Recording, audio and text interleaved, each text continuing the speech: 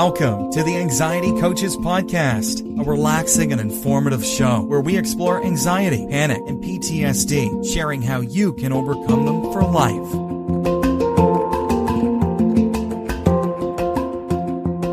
Aloha! Welcome back to the Anxiety Coaches Podcast.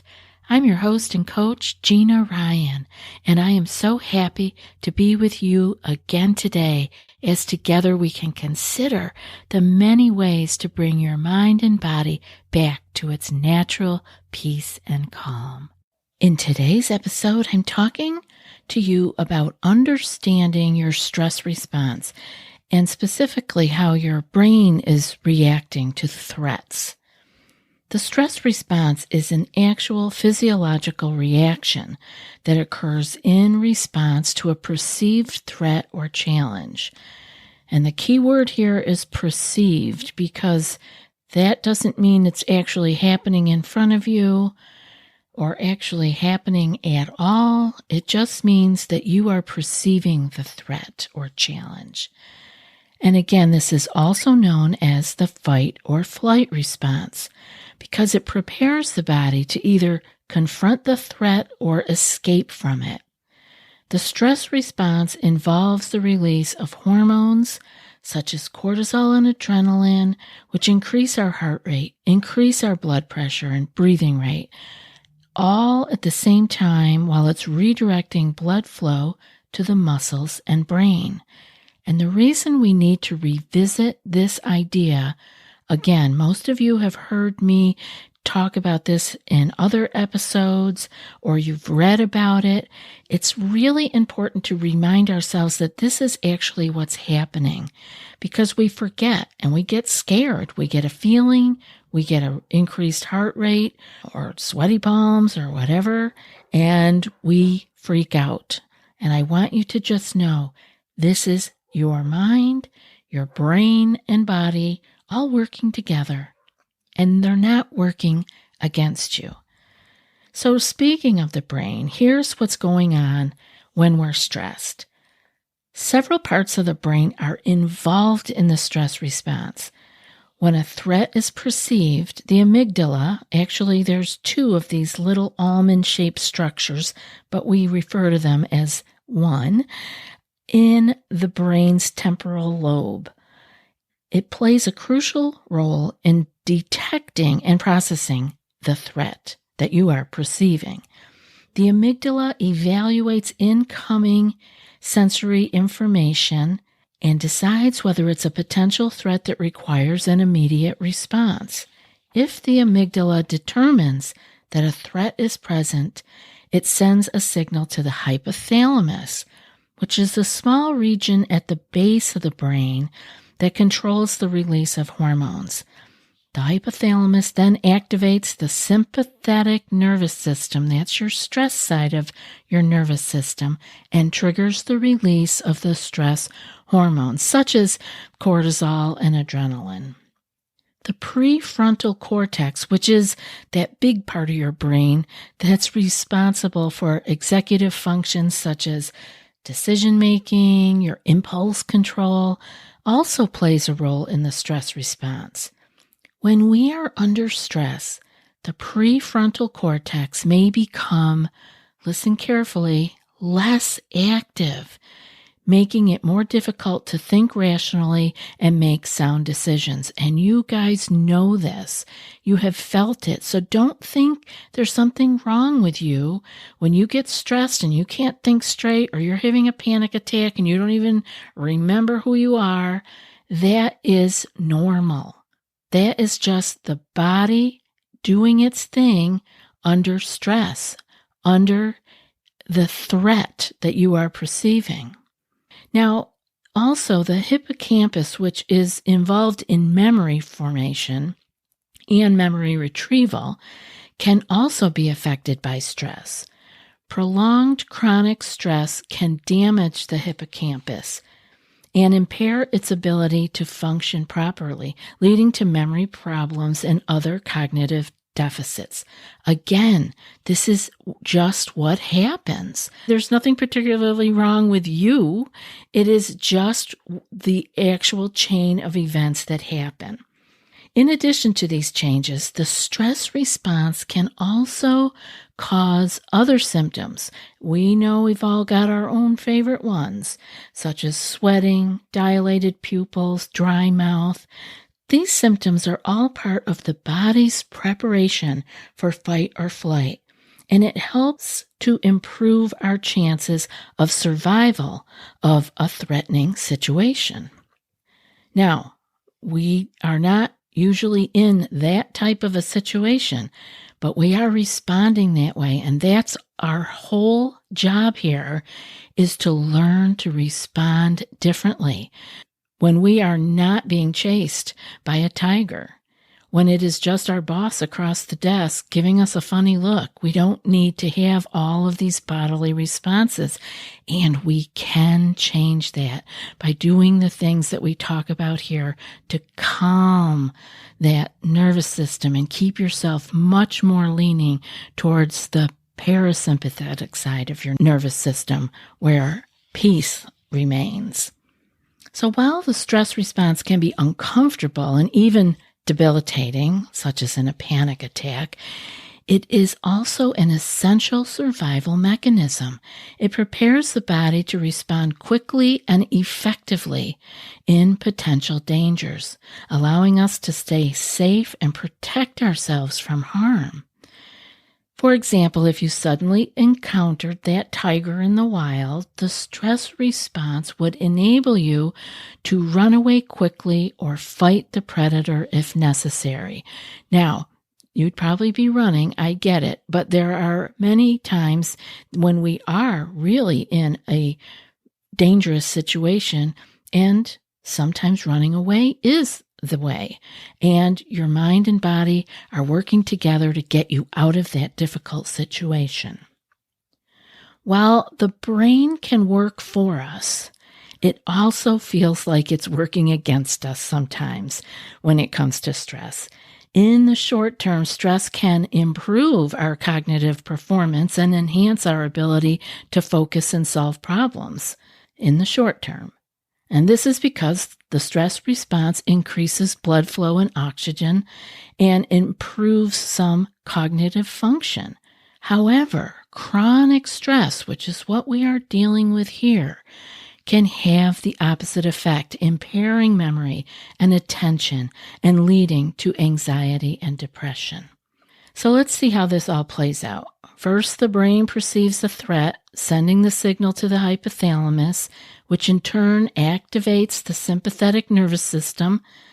The sympathetic nervous system triggers the release of adrenaline and noradrenaline from the adrenals, which are located on top of the kidneys.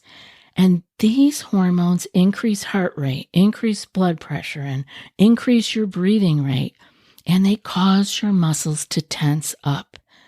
And at the same time, the hypothalamus also signals the release of cortisol from the adrenal glands. Now, cortisol is a steroid hormone that helps to mobilize energy stores in the body and increases blood sugar levels. This provides the body with a burst of energy that can be used to fight or flee from the threat. And you guys know that feeling too. But if those of you who check blood sugars might be curious to watch and see, when you are under a lot of stress, your blood sugars will be elevated. The stress response can also cause the body to redirect blood flow away from the non-essential organs, such as your digestive system and your reproductive system. There's no need to be digesting lunches or preparing for having children when you are running from danger. And it redirects that blood flow from those organs towards the muscles and the brain. This is because the body is preparing to take action and needs extra energy and oxygen to do so. What is it that makes the stress response feel uncomfortable? Can you think of your list of physical sensations?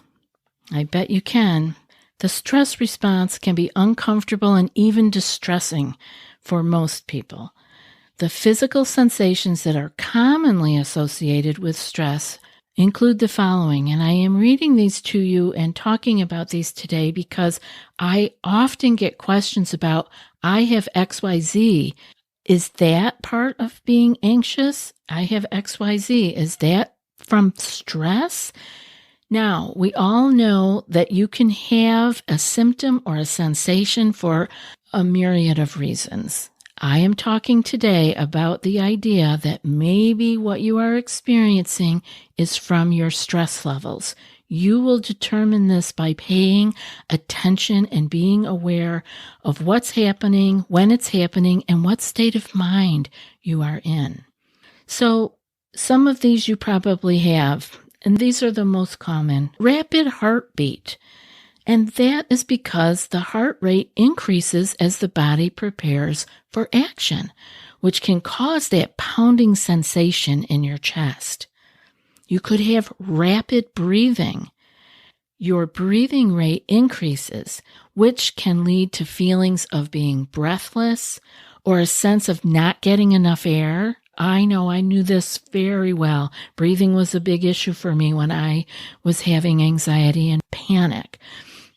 It can also feel like you can't get enough air or a deep enough breath.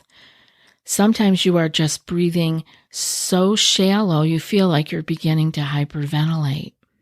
It could also cause muscle tension, as I mentioned earlier. The muscles tense up in preparation for action, which can lead to feelings of stiffness, tension, or soreness.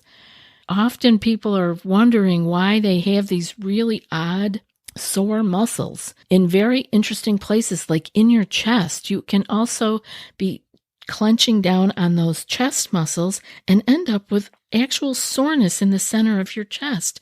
And you hadn't been doing any particular workouts or anything. This is just from your body tensing up in preparation for going into action.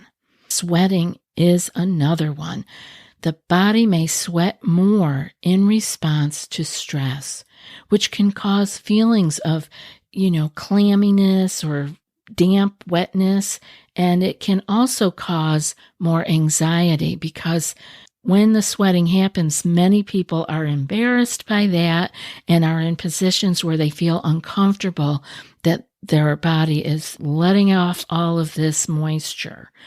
Just know it's your body working alongside from the stress, and it's just doing what it is built to do.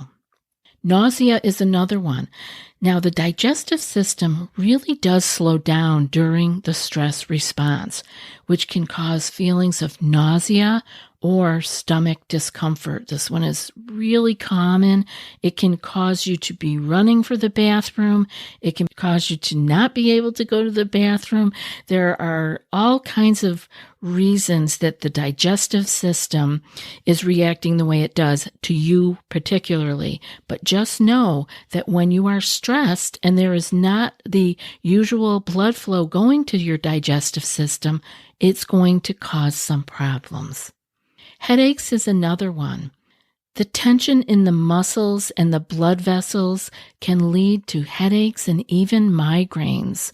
So pay attention to when you have your headaches, when you have your migraines. It's a great thing to keep track of in maybe your journal or on your phone, in your calendar, because if you can start to plot this out, you might not be so afraid of your headaches. I have clients who become afraid of their headaches or their early migraine signals, and that just causes more stress. It causes more leaning into the sympathetic side of the nervous system and really getting close to that fight or flight response. But when you can understand what's going on and not be so afraid of it, you can actually begin to head some of these things off by actually purposefully relaxing into your body when you feel some of these things happening, because you understand why they're there. You don't have to fear it so much. Another one that causes a lot of fear is dizziness. The changes in your breathing and your blood flow can cause a feeling of dizziness or of lightheadedness. So again, if that tends to come up, relax. I know you're thinking, if I could relax, I would relax, but we can willfully change our rate of breathing and change how tense our muscles are. And that's our job, to jump in there and take willful control. Maybe you have to tense the muscles up again. Make a fist and then relax it. Squinch your face up into a frown and then relax it again. Remind your muscles how to relax, because we can do this and begin to move ourselves little steps away from the fight or flight response by understanding and taking proactive steps to willfully relax and breathe differently. And so what are you going to do with your breath? Again, we talk about it here all the time. There's many different ways that you can learn, many different breathing techniques. It can get very involved, can begin to heal in many different ways. But when you are in a stressful situation or a panic attack, just let your exhale be longer and slower. Even if that means you have to purse your lips if you breathe out through your mouth and blow it out slowly and longer. That and using your will to relax your muscles is going to make a difference. The final one I have to talk about today is dry mouth. The body may produce less saliva during the stress response. This can lead to dry mouth or dry throat. And many people who do public speaking have, just talked to me about this and how it just causes more stress because they can feel the dry mouth coming and worry about how they are coming across to the audience from how dry their mouth and throat are. And once we get more nervous, all of this stuff flares up even more. So these physical sensations can be uncomfortable and they may cause more feelings of anxiety and panic. But the important thing to remember is that these are a normal part of the stress response and are not harmful in and of themselves. So don't be afraid of them. It is the perception of threat or danger that triggers the stress response, not the physical sensations themselves. When you feel stress and anxiety taking over, there are several things you can do to manage it, like I mentioned. Try also to identify the source and find a way to address it. You may be having your mind trying to bring something to your attention. This may involve taking action to resolve a problem or simply changing your perception and reframing the situation in a more positive light. You can also try relaxation techniques, such as the breathing we talked about, meditation, or progressive muscle relaxation.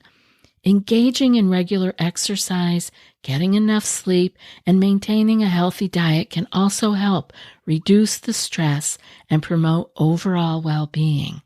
Finally, if you find that stress is really significantly impacting your daily life, it could be helpful for you to discuss your situation with your healthcare professionals and a coach or a therapist and learn the lifestyle changes that can greatly reduce your stress and anxiety.